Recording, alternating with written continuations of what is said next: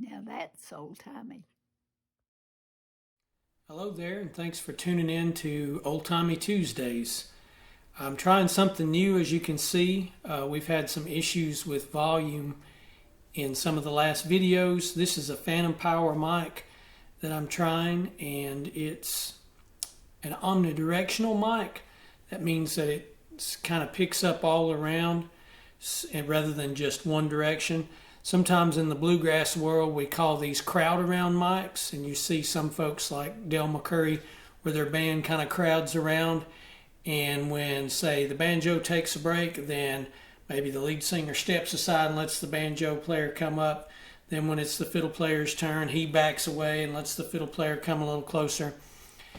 They're nice in some ways. It does take some use to kind of get to practice with using them, and that technique of everybody kind of positioning differently for different parts of the song. Of course, it'll just be me today, so I won't have to move out of anybody's way. I'll just be right here. But I wanted to give this a try. It may be better, it may be worse, it may be unusable. We'll see. Before I talk about the old-timey song that I'm going to do today for you, just a couple of other things I wanted to share. First, I want to say thanks for all the wonderful comments on the videos featuring Granny. She really enjoys those kind, sweet comments, make her feel good. And thanks for watching those. You know, those videos get more views than really about anything. I joked, and I think I've already mentioned this, but I joked with Tipper that I need to get me a cardboard cutout of Granny to put in all the videos to up the views. But since you like Granny so much, and of course I do too, love her to death, and she's not in this video, I thought I would share just a cute little Granny story with you. About a year ago, well, summer before last, I wanted to get a shoe repaired.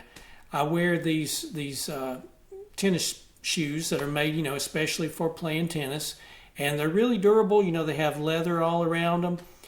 But I have a bad habit of dragging my right foot when I serve, and so over time, dragging that foot over and over, it can make a hole in the shoe. So anyway, the shoe, if not for that, these shoes would last a really long time, but I always wind up with a pair that's good except for that one spot. So I found this gentleman in Blairsville, Georgia, which is only about 30 minutes from here, who still, believe it or not, repairs shoes. And so I wanted to take the shoes to him to get them fixed, and Granny rode along with me. We went to a place called Booger Holler, and that's some name. There's actually, believe it or not, a Booger Holler or Booger Hollow in Murphy also, closer to where I live. But this was Booger Holler around Blairsville. Anyway, the gentleman, he does his job kind of sort of out of a shop behind his house, basically at his house. Didn't know how to get there, so I got somewhat close, and then I couldn't find the address, so I asked my phone, hey Siri, how do I get to, whatever it was, 555, Booger Holler Way, or whatever the address was. You'll need to unlock your iPhone first. And there she is talking to me. Our phones are always, Okay. our phones are always listening. Anyway, she helped me get there, and then when I got out, or when we parked, I started to get out of the car, and I just said to Granny, hey doll, I'll be right back. I'm just going to, take the shoes to him. And when I started to get out of the truck and I opened the door, she said, Paul? And I said, yeah. And she said, are you not going to thank that nice lady that helped you find this place? And she was 100% sincere. And she didn't think that was right, that I was not even going to thank that nice lady. And then I had to explain, well, doll, that's not a real lady. That's just my phone. But anyway, I thought you might enjoy that story. One other thing that I want to mention before I move on to the song, I want to mention a YouTube channel that I think you might enjoy. I'm pretty sure the name of it is A Song in Her Heart, and it's two sisters, two young ladies. I'm not sure where they're located, maybe somewhere out in the Midwest, and they like to sing what they call classic country music, which is really country music mostly from the 90s, maybe some from the late 80s, which to them is classic country music, because it was probably before they were even born. And the way I became aware of their channel, they were kind enough to cover, I guess you'd say, a song that Corey of the Presley Girls wrote. I think the name of that song is Patiently Waiting for You, something like that. It's a good little song. And those two ladies, young ladies, did a fantastic job on there. They have that family harmony. So go check out their channel. If you like the Presley Girls, I think you'll like these young ladies too. Their videos are more, I think, just closely tied to music. They're not doing necessarily all the other kind of things that Corey and Katie do on the Presley Girl channel. You know, they're not going to a thrift store or going to whatever, get groceries. They're just making music. They love music from that era, and so they're singing. I think they may also have individual channels. I'm not sure about that or what the names of those channels might be. But anyway, check them out, subscribe to them. I'd love to see them grow their channel, and it is growing. So I just wanted to give them a little shout out. The old-timey song that I'm going to sing for you today is one called Letter Edged in Black. And the first time I ever heard that song, it was on this record right here, this Reno and Smiley record. Isn't that a cool cover? Now, this record comes from toward the end of Reno and Smiley's career, and Red was really battling a lot of health problems at that time. And if you're familiar with Reno and Smiley, you know that eventually Red's health got so poor that he kind of had to stop making music, and Bill Harrell, who was Don Reno's neighbor, took his place and filled in. And it was a very amicable thing. They were all friends. In fact, Bill Harrell is listed, he has a credit on this very record for guitar. Here's the back side of the record, and I may cut away to a smaller shot of it. I want to mention something that I talked about the other day in the video that I made where I tried to sing a Jim Reeves song with an orchestra.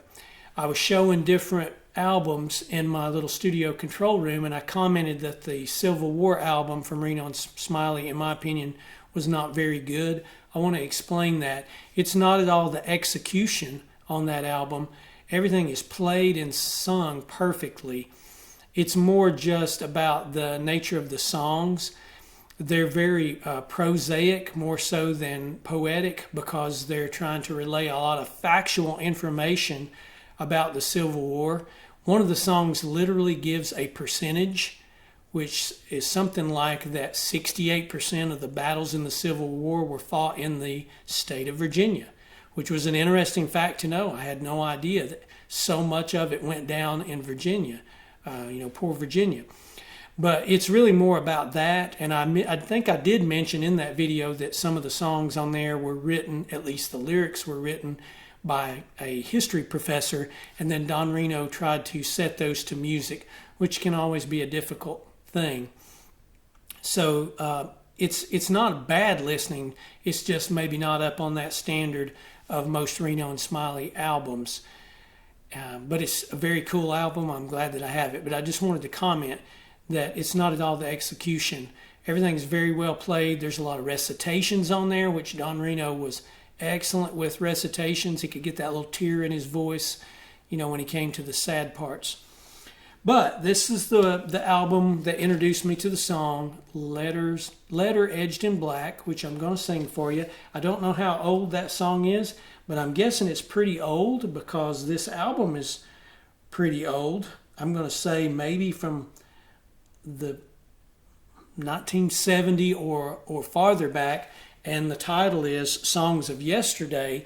So that means to me that these songs were already old, or Reno and Smiley already considered them to be old when they made that album. Look at that killer D45 on there. I have been told, I don't know for sure, but I've been told that guitar, that Red Smiley guitar, is actually in a museum in Sylva, North Carolina. I should go see it one day. In fact, that would be a great video to shoot for maybe Celebrating Appalachia or the Presley Girls. What would be really awesome is if I could take it out of the case and play it, but I'm sure they probably won't let me do that. This song harkens back to a time, of course, when you couldn't just pull out your cell phone and shoot somebody a text or call them, very easily. And even farther back than that, maybe to a time where most people did not have telephones, and to communicate you had to write letters. So it's called Letter Edged in Black. It tells a really good story, I think, in a moving way. So I considered saving it for the Story Song series in March, but it's also old-timey, and who knows what will happen now between now and March. So I'll just go ahead and do the song now. Hope you like it. I'm going to stop the camera and get a guitar and give it a shot.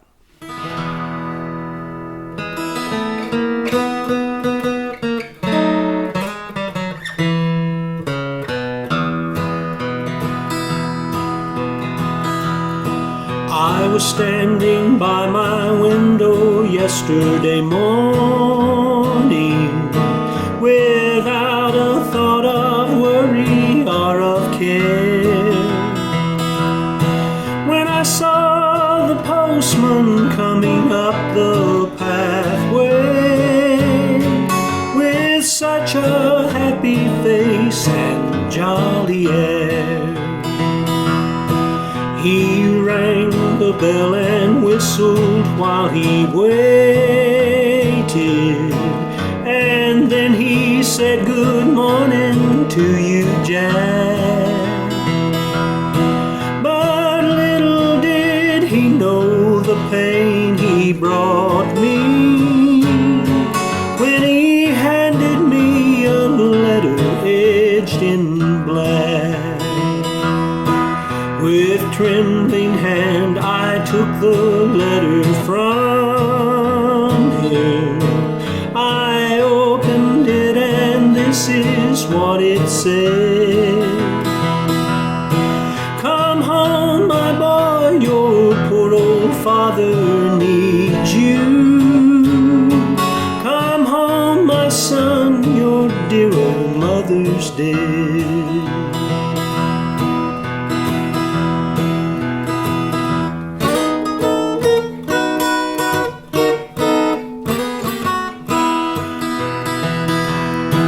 Those angry words I said that drove you from me, you know I didn't mean them, don't you, Jack?